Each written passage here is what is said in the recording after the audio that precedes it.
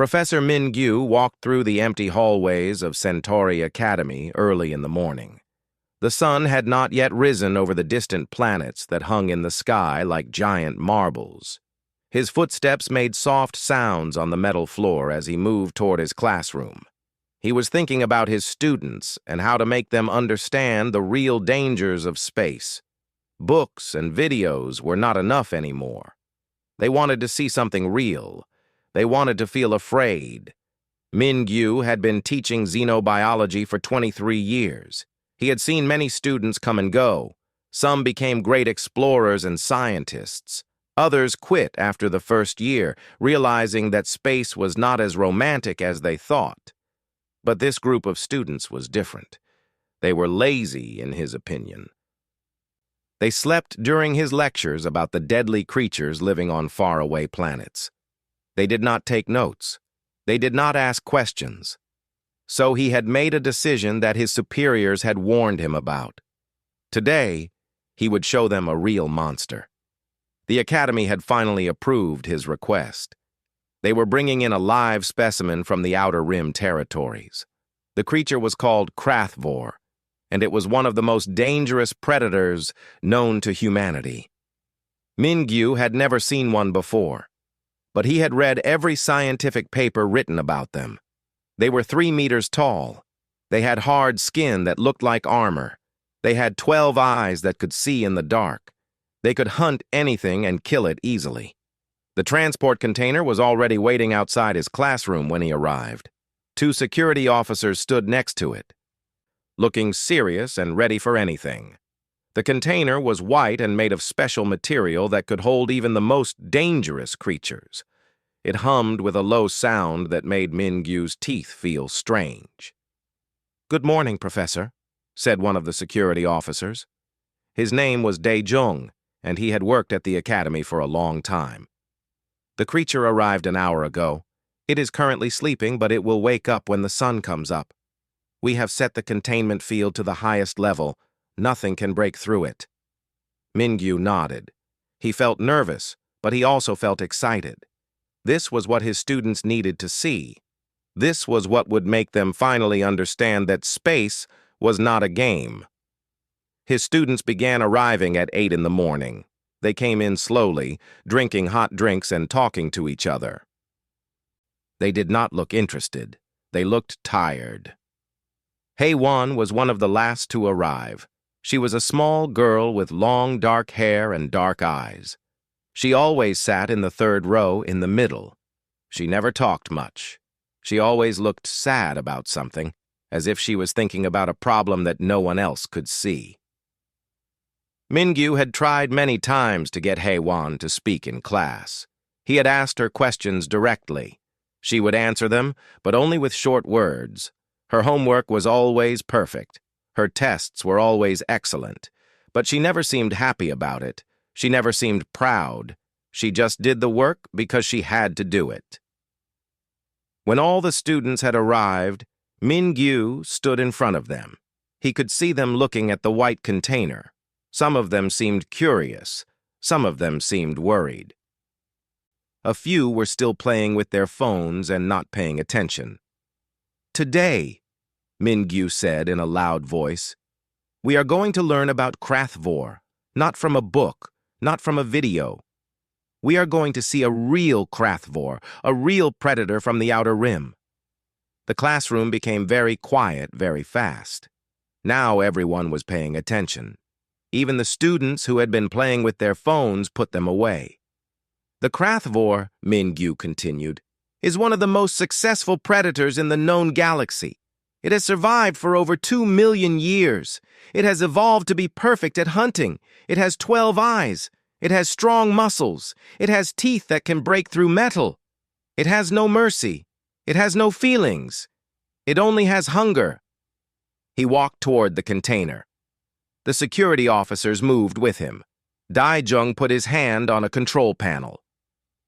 The container began to make a different sound.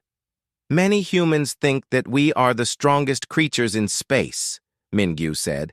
"But that is not true. There are things out there that are much stronger than we are. There are things that would kill us without thinking twice. If you want to explore space, if you want to be a colonist or a scientist or a soldier, you must understand this. You must understand that you are not safe out there. You must understand that every day could be your last. The white container opened slowly. Steam came out of it, making it hard to see inside. The security officers watched carefully, ready to close it again if something went wrong. Then the creature came out. It was bigger than Mingyu had expected. Its body was covered in thick brown plates that looked like stone. Its legs were long and bent in strange ways. Its arms had claws at the end, claws as long as a human hand. And its eyes. There were so many eyes, and they looked at everything. The students gasped. Some of them moved back in their chairs. One girl made a small sound of fear. The Krathvor looked around the classroom slowly. Its eyes moved from one person to the next, looking at each human like they were food. It made a sound that was like a long hiss and a clicking noise at the same time. The sound made everyone feel uncomfortable.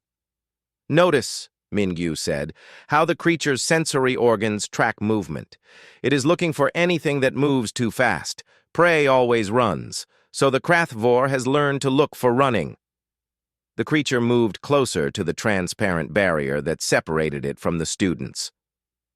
Its claws clicked against the hard floor. It opened its mouth, and Mingyu could see teeth inside, lots of teeth, all sharp and ready to bite. Notice also the way it moves its body. It is not walking like we walk. It is hunting. Its muscles are ready to jump. Its body is ready to kill. The students were very still now. Some of them held their breath. Some of them were very pale. This was working better than Mingyu had hoped. Finally, his students were learning what real danger was. Finally, they understood.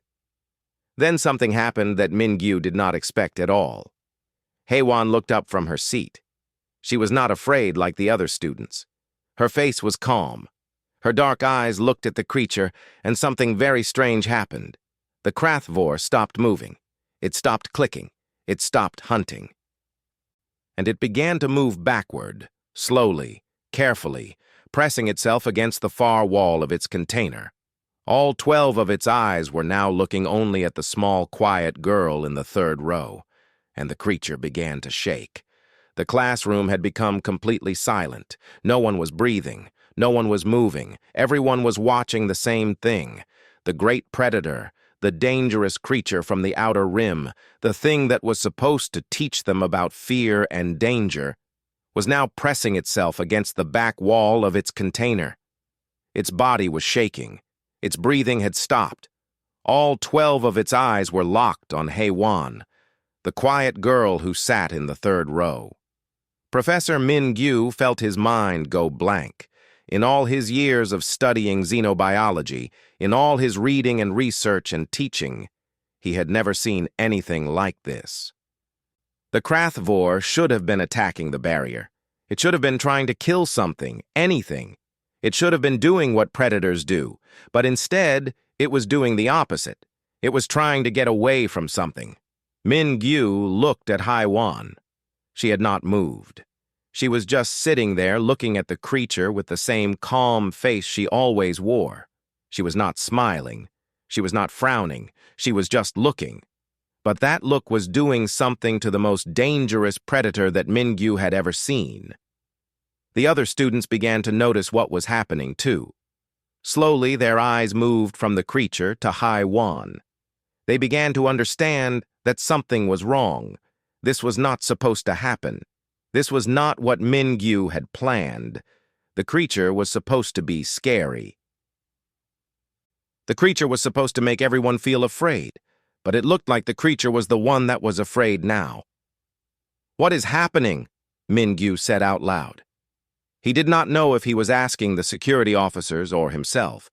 His voice sounded strange in his own ears. For a moment, no one answered him. Then Heywan spoke. Her voice was soft and quiet, like it always was. But it was also different. It was urgent. It was serious. It was something that no one in the classroom had ever heard before. "Turn it off," she said. "Please, Professor, turn off the field. Let it out." Mingyu stared at her. What was she talking about? Why would she want to let the creature out? This made no sense. "Absolutely not," he said. He felt confused and angry at the same time. His scientific mind was trying to understand what was happening, but nothing made sense. "The creature is clearly distressed. This is a textbook anxiety response. I do not understand what you are doing, but whatever it is, I want to study it." HFY did not look away from the creature. "I am not doing anything," she said. "It is just looking at me." "Looking at you?" Mingyu moved closer to the containment field. He could see the creature more clearly now. It was definitely in distress. Its breathing was fast and shallow. Its claws were digging into the floor. Some kind of liquid was coming out of small holes in its body. This was the creature's fear response. This was what happened to the Krathvor when it was very, very afraid. But what could possibly frighten something so powerful? What was in this classroom that was more dangerous than a 3-meter apex predator? The security officers looked confused. Daejung's hand was still on the control panel, ready to do whatever the professor wanted. He was waiting for orders. "I need to understand," Mingyu said to HFY. "Why does it respond like this to you? What have you done to it?" HFY finally looked away from the creature. She turned and looked at Mingyu. When their eyes met, something in his chest felt cold. Her dark eyes looked like they were seeing something inside him, something deep, something that he usually hid from other people. "Because it understands," HFY said. Her voice was barely a whisper now. "It understands what I am, and there is nothing more terrifying to any living creature than being understood by something it cannot understand." The classroom became even more quiet than before. No one knew what she meant. No one could understand what she was saying, but everyone felt it. Everyone felt that something was wrong here. Something was different about this girl. Something was unusual. Mingyu felt a strange chill run down his back. He had read about something years ago. He had read an article about a secret government project, a program that had created children with special abilities, children who could do things that normal humans could not do. He had thought it was just a story. He had thought it was just science fiction. But now, looking at HFY, looking at the terrified creature in the container, he was not so sure. "HFY," he said carefully. He was using the voice he used when he was speaking to something that might be dangerous. "Explain to me what is happening."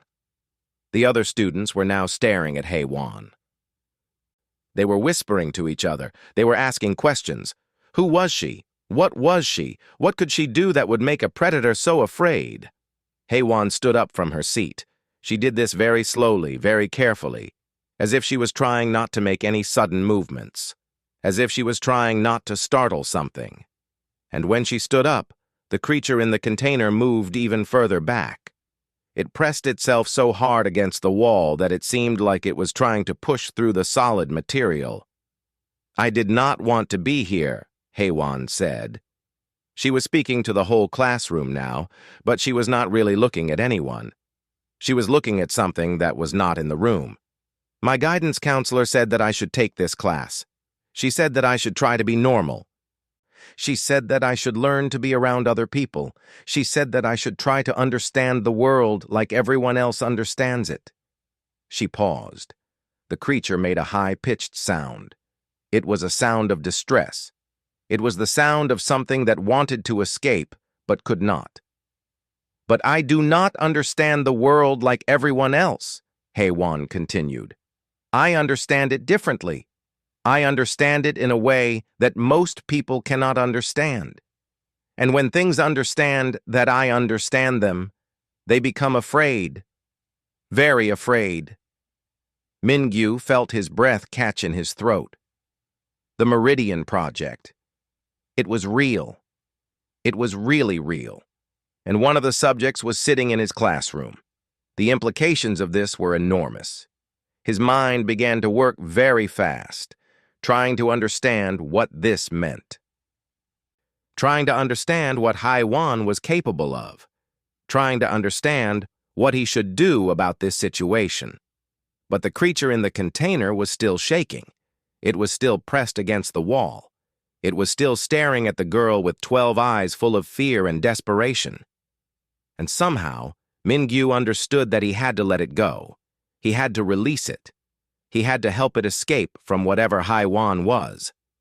Because the most important rule of science was this: when you see something that you do not understand, you must study it carefully and you must try not to hurt it. And right now, the creature in the container was being hurt just by being in the same room as this small girl in the third row. Mingyu reached for the control panel. HFY walked toward the containment field slowly and carefully. Each step she took made the creature move further back. It was like the girl and the beast were connected by an invisible string. The closer she came, the further the creature tried to go. Its long legs moved quickly, but there was nowhere for it to go. The container was not large enough.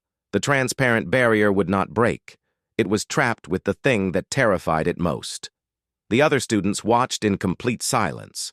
Some of them had their mouths open. Some of them were recording with their phones, but none of them moved. None of them asked questions. They were all too shocked by what they were seeing.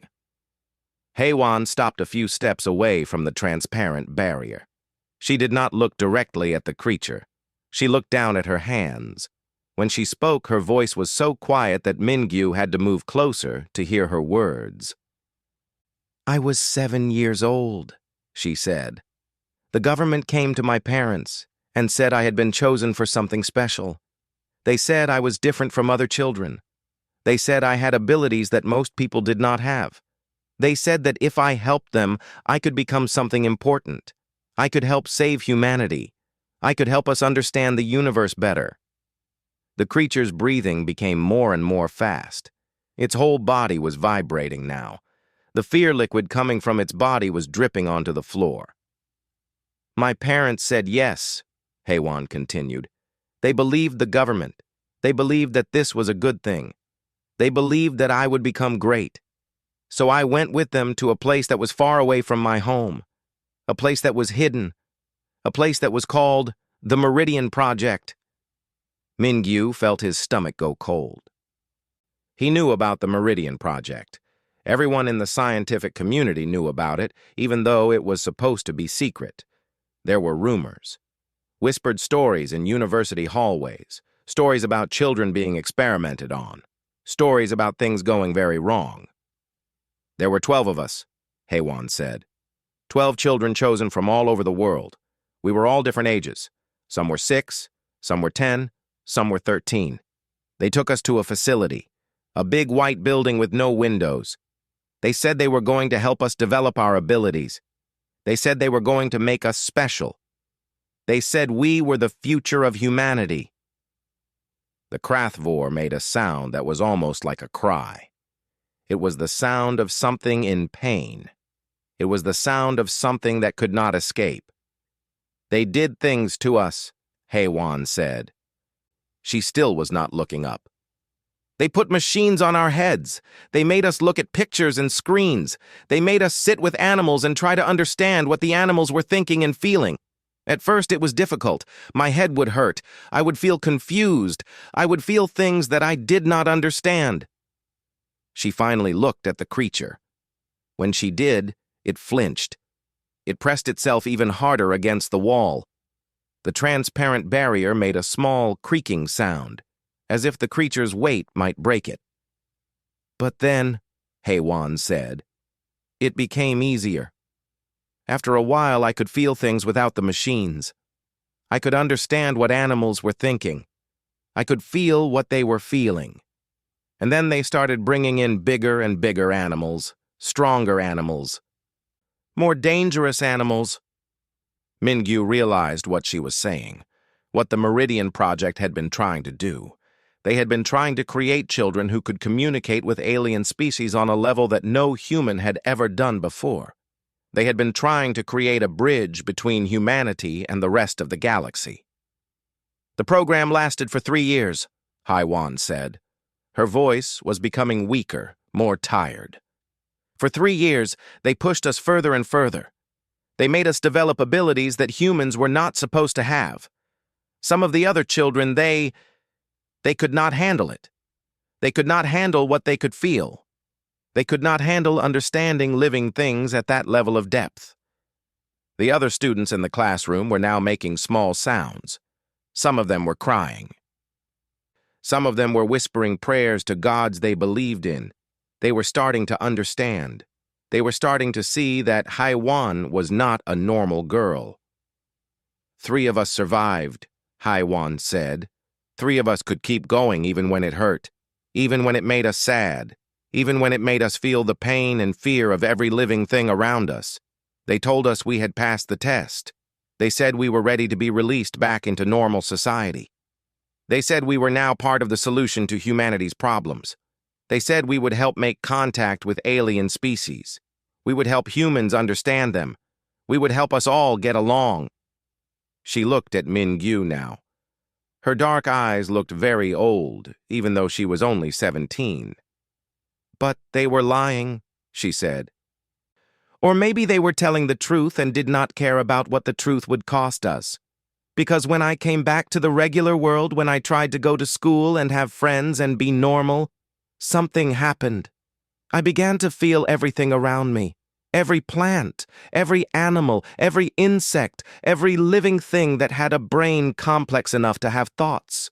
I could feel all of it. The Krathvor began to make a sound that was almost like begging. It was a sound that predators did not usually make. It was a sound of surrender. It was a sound of something asking for mercy. It took a long time to learn how to handle it, HFY said. She turned back to look at the creature. To learn how to separate my own feelings from the feelings of everything around me. Some days are harder than other days. Some creatures are easier to be around than other creatures, but every living thing with a complex nervous system can sense me, can feel me, can understand, on some basic level, that I am different, that I am something they cannot explain. She paused and looked at Mingyu again. And that, she said, is why that creature is so afraid. It is not afraid of me because I am going to hurt it. It is afraid because I am something its evolution never prepared it to understand. I am something that should not exist. And there is no greater fear for any living being than facing something that breaks the rules of the world it knows.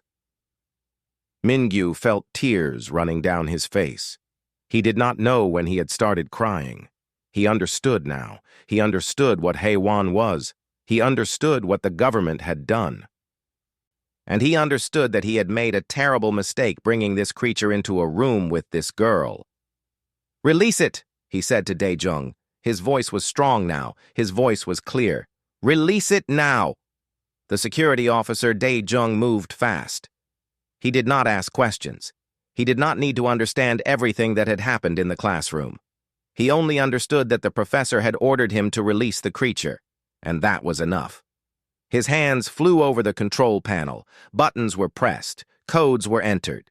The low humming sound of the containment field began to change. It became higher and higher until it was almost too high for human ears to hear. The transparent barrier flickered. It became brighter. It became darker. And then suddenly, it was gone. There was nothing between the creature and the rest of the classroom anymore. Nothing stood between the Krathvor and freedom except the open door that led to the corridor outside. For a moment, nothing happened. The creature did not move. It stood at the back of its container, still shaking, still afraid. It looked at HFY. All 12 of its eyes were focused on her. It was as if the creature was frozen in place, unable to believe that it could finally escape. Then something changed inside the beast. Some part of its brain that was responsible for survival took over. The fear overcame the paralysis. The instinct to escape became stronger than the fear of moving. The creature turned and ran. It was much faster than something so large should have been. Its powerful legs carried it toward the open door. Its claws scratched against the metal floor, looking for traction. It did not stop to look back. It did not make any sounds. It just ran, desperate and wild, toward anything that was away from the girl in the third row. In seconds, the creature was gone. The sound of its footsteps echoed down the corridor and then faded away completely. It was as if the monster had never existed at all, but everyone in the classroom knew that it had been real. Everyone had felt the weight of its presence. Everyone had understood in that moment that they had witnessed something that should not happen, something that broke all the rules of nature. Mingyu sat down slowly in his chair. He felt tired, very tired, as if all the energy had left his body. He looked at Hye-won, who was still standing near the container. She was watching the empty space where the creature had been. "You did not know," Hye-won said.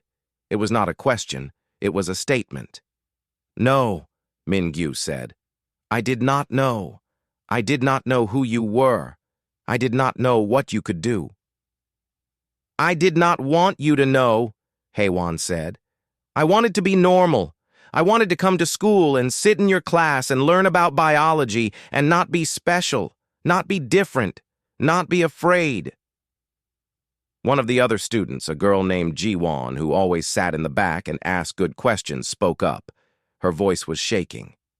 "So," she said slowly, "you can feel what every living thing around you is feeling?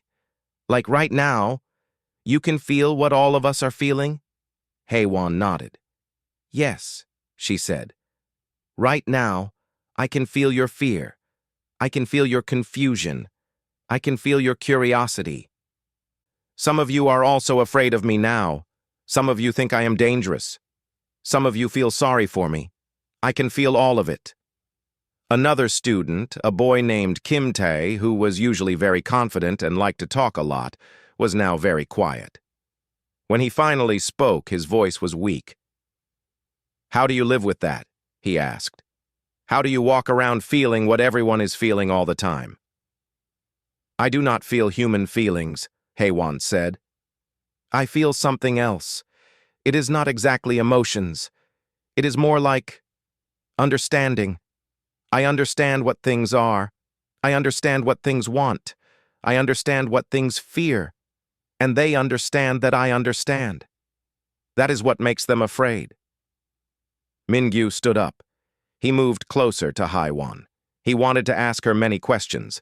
He wanted to know everything about her. But first, he needed to understand what this moment meant. He needed to think about what he had just done. He had just released a dangerous creature. He had just disrupted his entire lesson plan. And somehow, he had discovered that one of his students was part of a secret government project. "I need to know something," Mingyu said. "Did the government know you came here? Did they give you permission to go to school?" "I left," Hye-won said simply. "I was in a facility with the other two survivors. We were being kept there. They were studying us. They were trying to understand what we could do. They were trying to figure out how to use us. After a while, I decided I did not want to be studied anymore. I decided I wanted to try to have a normal life.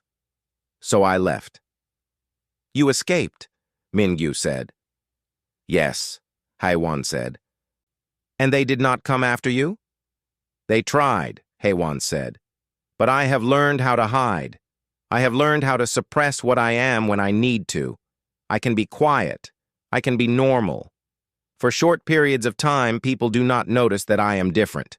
So I came here. I chose this school. I chose your class. Because I wanted to understand what I was supposed to understand. I wanted to learn about the world from a teacher who was honest, who was real." Mingyu felt something break inside his chest. He realized that Hye-won had come to his class deliberately. She had chosen him. She had trusted him, even though she did not know him. "I want to ask you something," Mingyu said. "What happens when the government comes for you? Because they will come. They will not let you stay here. They will want to bring you back to the facility." Hye-won looked at him with her dark eyes. "I do not know," she said. I was hoping that maybe I could stay here long enough to understand what I am supposed to do with what I can do. I was hoping that maybe someone would help me figure that out. The other students were listening to every word. They were beginning to understand that this was not just about an experiment or a government project anymore. This was about a girl who was alone, a girl who was different from everyone else, a girl who had abilities that she did not ask for and did not know how to control. Mingyu made a decision in that moment. It was a decision that would change everything. It was a decision that would cost him his career and his reputation. But it was the right decision. "All of you," he said to his students, "you saw what happened here today. You saw that Haiwan is different. But do not think of her as a monster. Do not think of her as a weapon. Think of her as a person who is trying to understand herself. Think of her as someone who needs help." He turned to Haiwan. "And you," he said, "you are welcome in my classroom for as long as you want to be here. I will help you understand what you are. I will protect you. I promise you that." Haiwan's eyes filled with tears. In that moment, she did not look like a powerful being with incredible abilities. She looked like a 17-year-old girl who had been alone for a very long time. "Thank you," she whispered. The news about what happened in the classroom spread through Centauri Academy like a virus. By the time lunch started, everyone knew something unusual had occurred. By the end of the day, rumors were flying everywhere. The stories changed with every person who told them. Some said the creature had attacked a student. Some said it had escaped and killed someone in the corridor. Some said Mingyu had allowed it to happen on purpose. But the truth was somewhere in all these stories, hiding between the exaggerations and the fears. The truth was that a girl had done something to a monster. The truth was that the government's secret project had surfaced. The truth was that Centauri Academy was now the center of something much bigger than anyone had expected. Mingyu spent the rest of the day trying to decide what to do. He knew that he could not hide what had happened. Too many people had seen it. Too many students had witnessed it with their own eyes. The security cameras had recorded everything. Within hours, the administration would know. Within days, the government would know. He decided to do something that most people in his position would never do.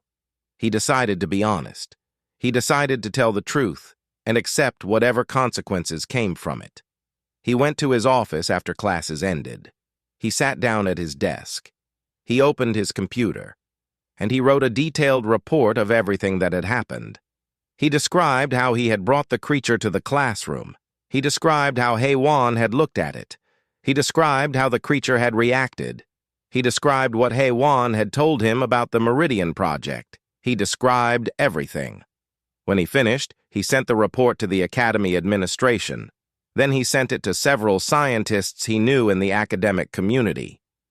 Then he sent it to news organizations that covered science stories. He made sure that the truth would be known by many people. That way, the government could not cover it up.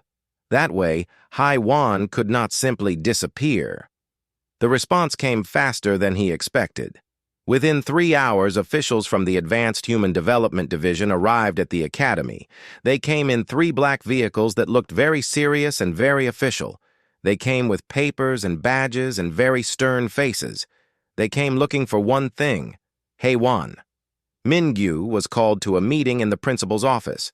The officials were waiting for him there, along with the principal and 2 security guards. The lead official was a tall woman named Dr. Han Seo. She had cold eyes and a cold voice. "Professor Mingyu," she said without any greeting or politeness, "you have created a very serious situation. You have released classified information. You have endangered a sensitive government project. You have put a dangerous subject into contact with civilians. Do you understand the severity of what you have done?" "I understand," Mingyu said calmly. "I understand that I have told the truth about what happened in my classroom. I understand that I have made sure that the truth cannot be hidden. And I understand that you want to take Haiwan back to your facility. She is government property, Dr. Hanseo said. She is part of an ongoing classified project. She has no right to be here. She has no right to be in school. She belongs in our facility where she can be properly studied and controlled. She is not property, Mingyu said. His voice was calm, but it was also firm and strong. She is a person. She is a human being. And you did something terrible to her. You took her when she was a child. You experimented on her. You changed her in ways that she did not choose. And now you want to take her back and continue to do terrible things to her. Dr. Hanseo leaned forward. You do not understand what you are talking about, Professor. The Meridian Project was created to help humanity. It was created to give us the tools we needed to survive in a dangerous galaxy. Those children are the key to our future. They are weapons that we can use to protect our species. They are not weapons, Mingyu said. And that is the problem. You wanted to create weapons, but you created people instead. People with abilities, yes, but people nonetheless. And people have rights. People have the right to choose their own path. People have the right to be free. The principal of the academy looked very uncomfortable. He was trying to stay neutral, trying not to take sides, but everyone in the room knew that he was afraid of the government officials. Most people were afraid of people with power. I am placing you on suspension, Dr. Hanseo said to Mingyu. Effective immediately. You will not be allowed to teach. You will not be allowed to speak to your students. You will cooperate fully with our investigation, and you will tell us where Haiwan is. I will not, Mingyu said. Excuse me? Dr. Hanseo looked shocked. She was not used to people refusing to cooperate with her. I said, I will not, Mingyu repeated. I will not tell you where she is. I will not help you find her.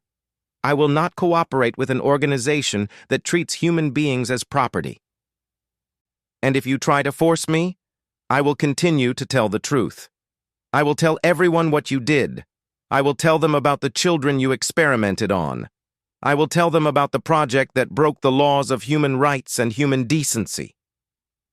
Dr. Hanseo stood up very slowly. Her face was turning red. You are making a terrible mistake, Professor. You do not know what you are protecting. You do not know what that girl is capable of. She is dangerous. She is unstable. She is a threat to everyone around her. The only thing that is dangerous, Mingyu said, is what you have created with your experiments. You created someone with abilities, and now you are afraid of her. You are afraid because you cannot control her anymore. You are afraid because she is smarter than your machines. You are afraid because she understands things that you will never understand. He stood up as well. He looked Dr. Hanseo directly in the eyes. And I will spend the rest of my life making sure that she stays free. I will spend the rest of my life protecting her from people like you. Because that is the right thing to do. The officials left the office. They left the building. But Mingyu knew they would not give up. They would continue to look for Haiwan. They would continue to try to bring her back to their facility. The battle was far from over. In fact, it was only beginning. That night, Mingyu met with Haiwan in a small cafe far away from the academy. She was sitting alone at a table in the corner drinking hot tea. When Mingyu sat down across from her, she looked at him with those dark eyes that seemed to see everything. I know what you did, she said. I can feel it. You made a choice today. A choice that will change your life. Yes, Mingyu said. I did. Thank you, Haiwan said. But I do not want you to suffer for me. I do not want you to lose your career for me.